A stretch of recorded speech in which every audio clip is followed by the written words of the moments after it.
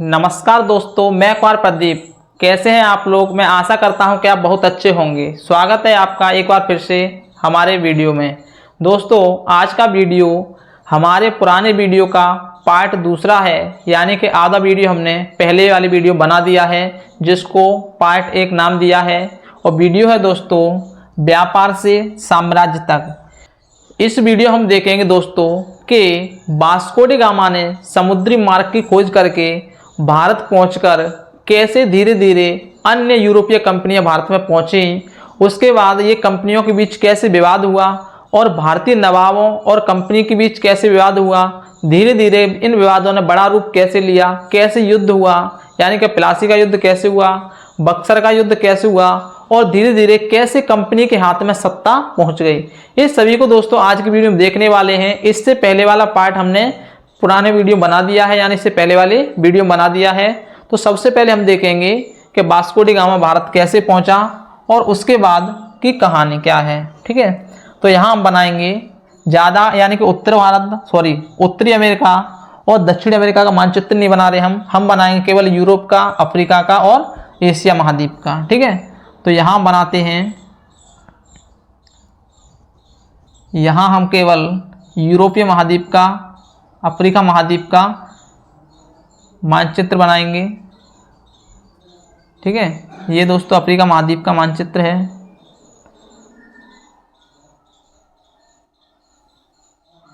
कुछ इस तरह से ध्यान रखना। ठीक है, और ये कौन सा है? अरब प्रायद्वीप है। ये भारत वाला हिस्सा है, ये भारत वाला हिस्सा है। उसके बाद ये जापान की तरफ और ये रूस है। ठीक है, कुछ इस तरह से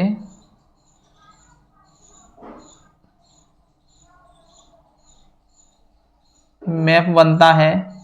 केवल ये कुछ ही पार्ट है विश्व का, कुछ ही हिस्सा है। जैसे बताता हूँ, ये क्या है, ध्यान से देखना। ये है यूरोप। क्या है? यूरोप महाद्वीप। ठीक है, ये है एशिया महाद्वीप, एशिया महाद्वीप। और ये है अफ्रीका महाद्वीप, अफ्रीका महाद्वीप। ठीक है, और यहाँ पर मैं बता देना चाहता हूँ दोस्तों, कुछ द्वीप हैं यहाँ पर, जैसे कि ब्रिटेन है, ब्रिटेन में कुछ देश हैं, इंग्लैंड, स्कॉटलैंड, वेल्स वगैरह, वो यहाँ पर हैं दोस्तों। ठीक है, ये अब हम देखेंगे, यहाँ थोड़ा भारत को स्पष्ट करते हैं इस तरह से। ये प्रेजेंट भारत का मानचित्र है। ठीक है, तो ये भारत है दोस्तों, ध्यान से देखना। अब यहाँ पर सबसे पहले हम देखेंगे कि किस तरह से वास्को डी गामा समुद्री मार्ग से भारत पहुंचा। तो यहाँ से दोस्तों वास्को डी गामा कौन था? पुर्तगाली यात्री था एक। ठीक है, खोजकर्ता कह सकते हैं, ये पुर्तगाल है। यहाँ से इस तरह से दोस्तों अफ्रीका महाद्वीप का चक्कर लगाते हुए, और अफ्रीका महाद्वीप का सबसे दक्षिणी बिंदु कह सकते हैं, या अफ्रीका महाद्वीप का सबसे दक्षिणी पॉइंट कह सकते हैं, जिसका नाम है दोस्तों केप ऑफ गुड होप।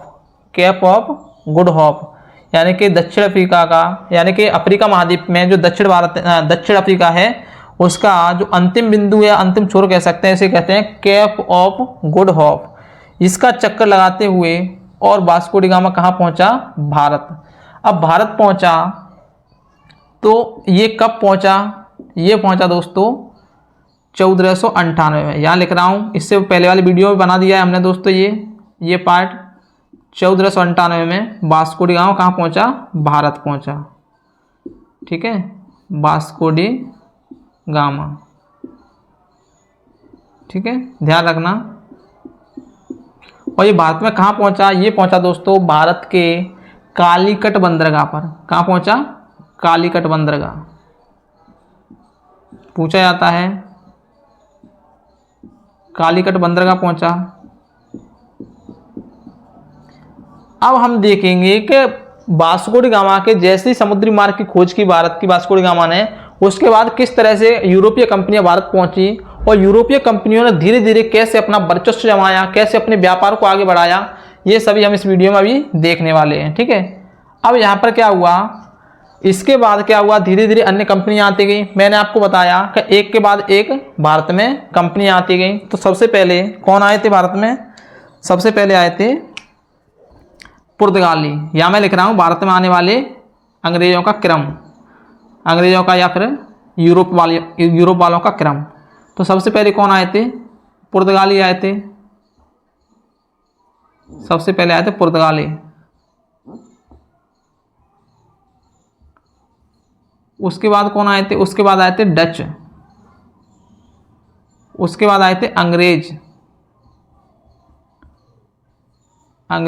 और फिर आए थे दोस्तों डेनिस, पूछा जाता है, और सबसे बाद में आए थे फ्रांसीसी। इस तरह से दोस्तों भारत में एक के बाद एक यूरोपीय कंपनियां आई।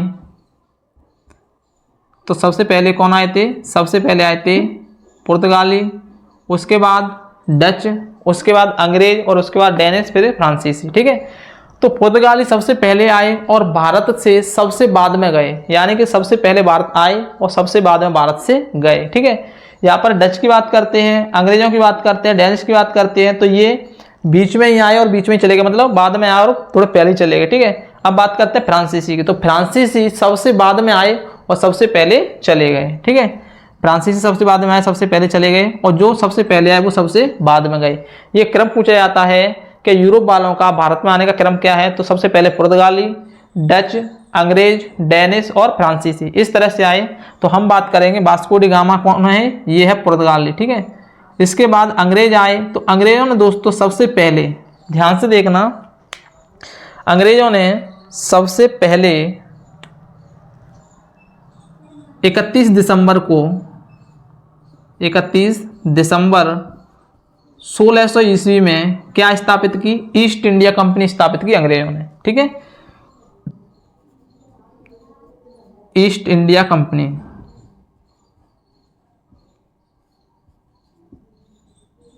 ईस्ट इंडिया कंपनी की स्थापना। भारत में ईस्ट इंडिया कंपनी की स्थापना कब हुई है, 31 दिसंबर 1600 ईस्वी। ध्यान रखना, क्योंकि कहानी स्टार्ट यहीं से होती है। इससे क्या होता है दोस्तों, ये अंग्रेज ब्रिटेन की महारानी एलिजाबेथ प्रथम, ब्रिटेन की महारानी, ये क्या है दोस्तों, ये है ब्रिटेन। ठीक है, तो यहाँ की महारानी एलिजाबेथ प्रथम से एक लाइसेंस लेके आए, यानी कि एक शाही चार्टर लेके आए, और उसके तहत भारत में उन्होंने क्या किया, अपनी कंपनी स्थापित की। ये चार्टर क्या है दोस्तों, चार्टर है, इससे भारत से व्यापार करने का एकाधिकार मिल गया था कंपनी को। भारत से व्यापार करने के एकाधिकार का मतलब है दोस्तों कि वह कंपनी भारत से व्यापार कर सकती है और कोई नहीं कर सकती। लेकिन धीरे धीरे और भी कंपनियां आई, इस चार्टर ने इन कंपनियों को नहीं रोक पाया, यानी कि दूसरी भी कंपनियां भारत में पहुंच गई, जैसे कि डेनिश पहुंच गई, फ्रांसीसी पहुंच गई। ठीक है, पुर्तगाली तो पहले ही आ गए थे। तो इस तरह से और भी कंपनियां भारत में आई। अब ध्यान देना दोस्तों, जब ईस्ट इंडिया कंपनी भारत आई तो ईस्ट इंडिया कंपनी को बहुत मुनाफा हो रहा था। अकेली कंपनी थी, उसका कोई कंपटीशन में नहीं था, यानी कि कोई प्रतियोगी नहीं था उसका। ठीक है, अब हुआ क्या था, जैसी कंपनियां आई ज़्यादा, तो वहाँ पर क्या होने लगा, एक ही वस्तु को खरीदने वाली बहुत सारी कंपनियां हो गई, तो वस्तुओं का क्या बढ़ने लगा, भारत में दाम बढ़ने लगा। जैसे ही वस्तुओं का भारत में दाम बढ़ने लगा, तो क्या होने लगा, पहले जो कंपनियां आई थी, यानी कि ईस्ट इंडिया कंपनी, उसको क्या होने लगा, मुनाफे में कमी आने लगी। और जैसे ही मुनाफे में कमी आई, तो कंपनियों ने क्या सोचा, एक दूसरी कंपनियों को डुबाने की सोच लिया। कई बार इन्होंने आपस में एक दूसरी कंपनी पर वार किए, षड्यंत्र रचा, इन्होंने एक दूसरे के व्यापारी जहाज़ों को डुबाने की कोशिश की। इस तरह से इनमें क्या होने लगा, कंपनियों के बीच में झगड़ा शुरू हो गया, विवाद शुरू हो गया, और कंपटीशन बहुत ज़्यादा बढ़ गया। सीधी सी बात है दोस्तों, अगर एक वस्तु खरीदने वाले ज़्यादा होंगे तो उसकी दाम बढ़ जाएंगे। और हमारे यहाँ पर सबसे ज़्यादा कीमती क्या था, हमारे यहाँ पर सबसे ज़्यादा कीमती था जो बारीक कपास था, यानी कि सूती वस्त्र, उसके अलावा मसाले थे, इलायची थी, रेशम था। ये हमारे यहाँ का दोस्तों सबसे अच्छी क्वालिटी का था। इसलिए यूरोपीय लोग क्या करते थे, भारत से इन चीज़ों को खरीद के ले आते थे सस्ते दामों पर, और यूरोप में जाके महंगे दामों पर बेचते थे। इस तरह से व्यापार चल रहा था। लेकिन जैसे ही बहुत सारी कंपनियां आ गई, तो इनके मुनाफे में क्या आई, कमी आई। और जैसी मुनाफे में कमी आई तो ये कंपनियां अपने अपने व्यापार को बढ़ाने के लिए अपने अपने षड्यंत्र रचाने लगी, किसानों को खरीदने लगी, जमींदारी को खरीदने लगी। जमींदारी का मतलब होता है कि जिस जमीन में जो भी उगाया जा रहा है उससे केवल एक ही कंपनी खरीद सकती है। ऐसा सब कुछ इन्होंने किया, ठीक है। उस समय दोस्तों भारत पर किसका शासन था, मुगलों का शासन था। यानी कि भारत पर किसका शासन था उस समय, मुगल शासन। ध्यान से देखना, मुगल शासन था। ये कहानी दोस्तों बहुत ही इंटरेस्टिंग है, क्योंकि हमें पता नहीं है कि किस तरह से ये अंग्रेजों ने हमें गुलाम बनाया था। मुगल शासन था, तो वहां पर उनका जो अंतिम, यानी कि मुगल वंश का सबसे अंतिम जो शक्तिशाली शासक था वो था औरंगजेब। कौन था, औरंगजेब। औरंगजेब था। अब औरंगजेब की जैसी मृत्यु हुई, औरंगजेब की मृत्यु होने के बाद जितने भी शासक आए वो कैसे थे, वो थोड़े कम शक्तिशाली थे, उनका वर्चस्व खत्म हो गया। लेकिन अभी भी क्या चल रहा है, मुगल शासन चल रहा है। अब मुगल शासन में बात करते हैं हम सबसे पहले बंगाल की। ध्यान से देखना दोस्तों, सबसे पहले हम बात करते हैं बंगाल की। अब बंगाल में क्या हुआ, बंगाल में एक शासक था, यानी कि यहाँ की जो रियासत थी उसका शासक था, शासक कह सकते हैं, नवाब कह सकते हैं। बंगाल का नवाब कौन था, मुर्शिद अली खान। कौन था, मुर्शिद अली खान।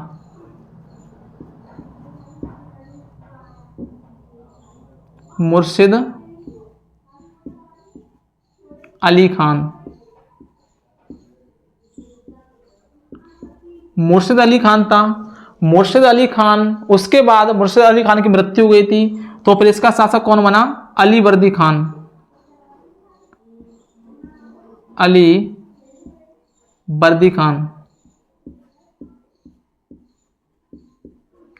यहां पर मुर्शिद कुली खान है, यहां पर मुर्शिद कुली खान है, देखना ध्यान से। और ये अली वर्दी खान है, ठीक है। ये शासक क्या थे, बंगाल के रियासत के नवाब थे। ये कौन थे, बंगाल के नवाब थे। मुर्शिद कुली खान था, अली वर्दी खान था, और अली वर्दी खान की भी मृत्यु हो गई। तब इसका नवाब कौन बना, फिर बना दोस्तों, ध्यान रखना, सिराजुद्दौला। सिराजुद्दौला। यानी कि अली वर्दी खान के बाद जैसे सिराजुद्दौला कौन बना, बंगाल का नवाब बना। हालांकि में मुर्शिद कुली खान और अली वर्दी खान को भी क्या हो रही थी, अंग्रेजी अफसरों से प्रॉब्लम हो रही थी, यानी कि समस्या हो रही थी। वो क्या कर रहे थे, बिना टैक्स के अपना व्यापार बढ़ा रहे थे और धीरे धीरे क्या कर रहे थे, अपने जो किले थे उनका निर्माण कर रहे थे। तो इन्होंने इनका क्या किया, विरोध किया। यानी कि बंगाल के नवाबों ने कंपनी के बढ़ावे को, या फिर कंपनी की जो किले बना रहे थे या फिर बिना टैक्स के व्यापार कर रहे थे, उनको क्या किया, इनका विरोध किया। जैसे ही इनकी मृत्यु होने के बाद सिराजुद्दौला आया, ये थोड़ा और ज़्यादा पावरफुल था और बहुत ज़्यादा विरोध किया इन्होंने। कंपनी के कर्मों का या फिर कंपनी के कार्यों का क्या किया, विरोध किया। क्योंकि ये क्या कर रही थी, कंपनी बिना टैक्स के व्यापार चाह रही थी और धीरे धीरे अपना वो बढ़ा रही थी व्यापार को, यानी कि अपना क्षेत्र बढ़ा रही थी, किसानों की जमींदारी खरीद रही थी। इस तरह से सिराजुद्दौला ने क्या किया, इनका विरोध किया, ठीक है। किसका विरोध किया, कंपनी का विरोध किया। कहां पर, बंगाल में। बंगाल का नवाब कौन था, सिराजुद्दौला। जैसे ही विरोध किया तो कंपनी को या कंपनी के अफसरों को ये सिराजुद्दौला खटकने लगा। और खटकने इसलिए लगा था क्योंकि ये कंपनी के व्यापार को बढ़ने से रोक रहा था। कंपनी चाह रही थी कि हमें ज़्यादा मुनाफा हो और हमें कोई रोक टोक नहीं करे। तो कंपनी के दिमाग में आया कि सिराजुद्दौला को यहाँ से अगर हटा देते हम, या फिर यहाँ पर हम ऐसा नवाब रखते हैं कि जो कठपुतली हो। कठपुतली मतलब होता है दोस्तों कंपनी के इशारों पर चलने वाला। तो वो चाह रहे थे कि यहाँ से सिराजुद्दौला हट जाए बंगाल से, और हम एक यहाँ पर कठपुतली नवाब रखें जो हमारे इशारों पर काम करे। लेकिन इन्होंने, सिराजुद्दौला ने अपनी बात से नहीं हटे, और कंपनी वाले भी अपनी बात से नहीं हट रहे थे। वो बिना टैक्स दिए हुए व्यापार करना चाहते थे। एक दिन क्या हुआ, इस सिराजुद्दौला को थोड़ा सा गुस्सा आया और इसने चिट्ठी लिखी अंग्रेज अफसरों को या फिर कंपनी को कि तुम अपने जो किले बना रहे हो उन किलों को बनाना बंद कर दो, और जो भी तुम यहाँ पर बिना टैक्स के व्यापार कर रहे हो वहाँ पर टैक्स देना चालू कर दो। तो ये बात क्या हुआ, अंग्रेजी अफसरों को खटक गई, और फिर अंग्रेजी अफसरों ने भी चिट्ठी लिख दी कि हम ऐसा नहीं करेंगे। तो इनके बीच में क्या हुआ, मतभेद हुआ और विवाद पैदा हो गया। विवाद पैदा हो गया तो सिराजुद्दौला ने क्या किया, अपनी सेना को भेज के जहां बंगाल के और पास जितने भी कंपनी के वो चल रहे थे व्यापार चल रहे थे, किलेबंदी चल रही थी, किले बना रहे थे, उनको सबको काम को रोक दिया और बड़े बड़े जो जहाज थे व्यापारों को उनको भी क्या कर लिया, घेर लिया इन्होंने, ठीक है। लेकिन यहाँ मद्रास में एक कंपनी का अफसर था, ध्यान रखना उसका मैं नाम लिख रहा हूँ। जैसे ही उसको पता चला, यहाँ पर कौन था मद्रास में, यहाँ पर था दोस्तों रॉबर्ट क्लाइव। रॉबर्ट क्लाइव यानी कि रॉबर्ट क्लाइव कहाँ पर था, ये था मद्रास में। अब मद्रास में रॉबर्ट क्लाइव को जैसे ही पता चला कि हमारे हाथ से बंगाल जाने वाला है और बंगाल को ये सिराजुद्दौला क्या कर रहा है, अपने अंडर में ले रहा है, पूरी तरह से हमारा व्यापार यहाँ क्या हो जाएगा, ध्वस्त हो जाएगा। तो जैसे इसको पता चला, इसने अपनी सेना को लेके कहाँ पर पहुँचा, बंगाल पहुँचा। और ध्यान रखना दोस्तों, सिराजुद्दौला का जो सेनापति था, यहाँ ध्यान रखना सिराजुद्दौला की हार का सबसे बड़ा कारण इसका सेनापति रहा है। इसका जो सेनापति था मीर जाफर, मीर जाफर, सिराजुद्दौला का सेनापति था मीर जाफर। उन्होंने इस रॉबर्ट क्लाइव से क्या कर ली, संधि कर ली। संधि करने का मतलब यह है कि रॉबर्ट क्लाइव से मिल गया। रॉबर्ट क्लाइव ने मीर जाफर से बोला कि अगर तुम हमारा साथ देते हो तो इस सिराजुद्दौला को गद्दी से हटाकर तुम्हें नवाब बना देंगे। और मीर जाफर तैयार हो गया। मीर जाफर ने कहा चलो ठीक है, मैं मानता हूं तुम्हारी बात, मुझे गद्दी पे बिठा दोगे तो मैं तुम्हारा साथ दूंगा। तो रॉबर्ट क्लाइव ने ये कहा मीर जाफर से कि जैसे ही हम सिराजुद्दौला से युद्ध करें तो तुम्हें अपनी सेना लेके नहीं आनी है, क्योंकि मीर जाफर कौन था, सिराजुद्दौला का सेनापति था। बहुत सारे सेनापति होते थे, उनमें से एक सेनापति था जो कि शक्तिशाली था, उसके पास ज़्यादा सेना थी। तो जैसे ही क्या हुआ, रॉबर्ट क्लाइव ने प्लासी में जाकर, कहाँ पर, प्लासी में, यहाँ पर लिख रहा हूँ दोस्तों मैं, कब की बात है ये, 1757 की, 1757, कहाँ, प्लासी। 1757 में प्लासी में जैसे रॉबर्ट क्लाइव सिराजुद्दौला के यहाँ पहुंचा युद्ध करने के लिए। ये प्लासी कहाँ है दोस्तों, ये बंगाल में है। प्लासी कहाँ पर है, बंगाल में। तो यहाँ पर जैसे ही रॉबर्ट क्लाइव ने सिराजुद्दौला से युद्ध किया, वहाँ पर सिराजुद्दौला की एक सेना की टुकड़ी नहीं आई। वो कौन सी थी, मीर जाफर वाली। और जैसे ही उसकी सेना वहाँ पर नहीं पहुँची तो वहाँ पर सिराजुद्दौला को हार का सामना करना पड़ा। सिराजुद्दौला के हारने का कारण उसका सेनापति मीर जाफर था, उसने उसे धोखा दिया, गद्दारी कर गया वो, और सिराजुद्दौला को हार का सामना करना पड़ा। और रॉबर्ट क्लाइव ने क्या किया, सिराजुद्दौला को मार दिया। तो 1757 ईस्वी में प्लासी का युद्ध हुआ था। किस किस के बीच में हुआ था, ये हुआ था रॉबर्ट क्लाइव यानी अंग्रेजी अफसर रॉबर्ट क्लाइव, रॉबर्ट क्लाइव और किसके बीच में हुआ था, ये हुआ था सिराजुद्दौला के बीच में। सिराजुद्दौला के बीच में हुआ था। और यहाँ पर सिराजुद्दौला को दोस्तों किसका सामना करना पड़ा, हार का। कारण क्या था, इसका सेनापति मीर जाफर। और जैसे इसको हारने के बाद इसको मार दिया गया और यहाँ पर बंगाल का नवाब किसे बना दिया गया, बंगाल का नवाब बना दिया गया यहाँ पर मीर जाफर को। ध्यान रखना, मीर जाफर ने सिराजुद्दौला के साथ गद्दारी की और इसको नवाब बना दिया गया। किसके साथ मिल गया था ये, अंग्रेजों के साथ। अंग्रेज सोच रहे थे कि जैसे हम मीर जाफर को नवाब बनाते हैं तो ये मीर जाफर क्या करेगा, हमारे इशारों पर नचेगा, यार हमारे इशारों पर काम करेगा, ये हमें किसी चीज़ से रोकेगा टोकेगा नहीं, क्योंकि उनका सोचना था कि इसे हमने नवाब बनाया है, ठीक है। लेकिन कुछ समय बाद मीर जाफर को समझ में आया कि मेरी भी प्रजा है, मेरी भी जनता है, अगर मैं जनता के लिए कुछ नहीं सोचूंगा, जनता के लिए कोई काम नहीं करूंगा तो उनका भी मेरे प्रति कोई विश्वास है नवाब होने के नाते। तो यहाँ मीर जाफर ने भी धीरे धीरे आगे चल के क्या करना शुरू कर दिया, इनकी बातों को मानने से इनकार कर दिया। अंग्रेजों की बातों को मानने से मीर जाफर ने भी धीरे धीरे क्या कर दिया, इनकार कर दिया। पता चला कि ये भी अंग्रेजों की बात नहीं मान रहा है, कंपनी की बात नहीं मान रहा है। तो रॉबर्ट क्लाइव ने क्या किया रॉबर्ट क्लाइव ने मीर जाफर को भी क्या कर दिया, हटा दिया। मीर जाफर को नवाब से हटा दिया और यहाँ पर नवाब किसे बनाया, अब यहाँ पर नवाब बनाया दोस्तों, ध्यान रखना, यहाँ मैं लिख रहा हूँ, यहाँ नवाब बनाया दोस्तों मीर कासिम को, मीर कासिम। ध्यान रखना, मीर कासिम को क्या बना दिया, बंगाल का नवाब बना दिया, ठीक है। पहले सिराजुद्दौला था, सिराजुद्दौला को हरा दिया अंग्रेजों ने, मार दिया, मीर जाफर को बनाया। मीर जाफर भी जब कंपनी का विरोध करने लगा तो मीर जाफर को हटा के मीर कासिम को बना दिया, ठीक है। और जैसे ही मीर कासिम को बनाया तो सोच रहे थे अंग्रेज अब सब कुछ ठीक हो जाएगा, क्योंकि मीर कासिम हमारे इशारों पर चलेगा। लेकिन धीरे धीरे आगे चलकर मीर कासिम भी अपनी सेना के लिए अपनी जनता के लिए सोचने लगा, और इसने भी अंग्रेजों की बात मानने से इनकार कर दी और कंपनी का विरोध किया। तो जैसे ही इसे किया तो यहाँ पर एक युद्ध और होता है, 1764 में बक्सर का